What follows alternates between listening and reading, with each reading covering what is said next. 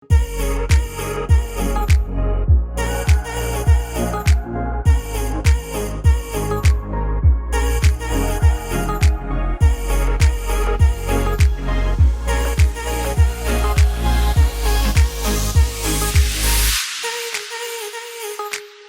guys, and welcome back to the channel. Now, about a month ago, a company by the name of Fiido reached out and sent their newest model called the D11.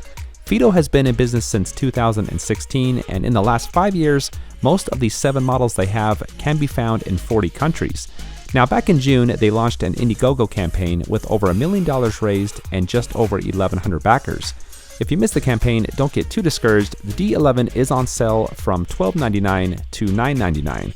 And they're also offering $50 off for you guys with the code I've got in the description.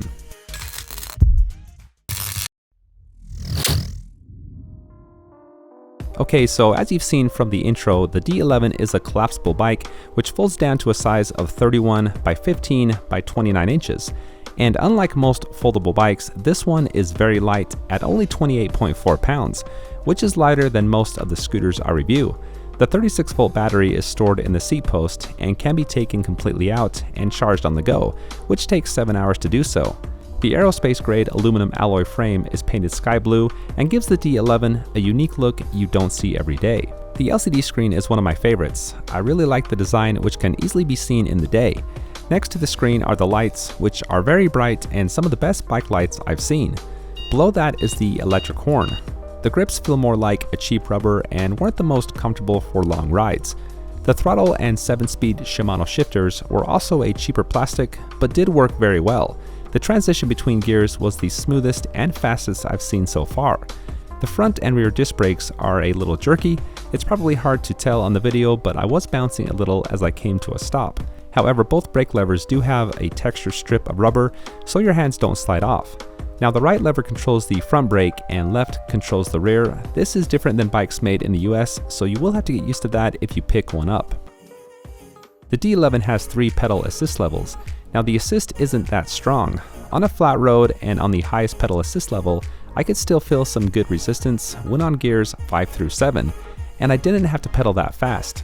It's not the type of bike that takes over and you just enjoy the ride. You do have to work a bit. So if you still want to get some exercise or maybe extend your ride a few miles, this bike is good for that. The D11 has a 250 watt brushless motor in the rear wheel that can bring the bike to a top speed of 15.5 miles per hour. Here's what I got on the highest pedal assist mode. The bike is rated up to 265 pounds. I'm 75 pounds less than that, so I'd be considered on the heavier side. Now, the throttle can be used in unison with pedal assist and does increase the speed. Here's what I got using straight throttle. The throttle's power doesn't increase or decrease as the pedal assist level changes. The power is constant, and when held down for more than 5 seconds, turns on the cruise control, which is where the D11 comes alive. This is a sit back and cruising type of a bike. It's well built, feels sturdy, and tops out at a nice, chill, and relaxed speed.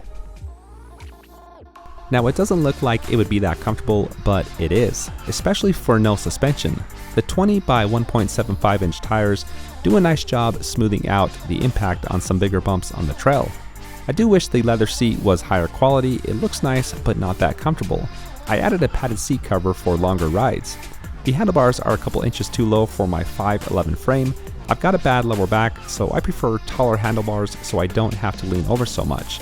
But I was able to take it over 20 straight miles, and when I needed a break, I could sit up straight and steer with my fingertips. The D11 is rated up to 49 to 62 miles. I still had 2 battery bars left when I got back home, so I bet I could have got another 5 to 10 miles. Now, that test was a mixture of pedal assist on the highest level and straight throttle. The first 10 miles were uphill as I traveled up the canyon. I was actually very impressed with the range. For being so small, this can go a long way.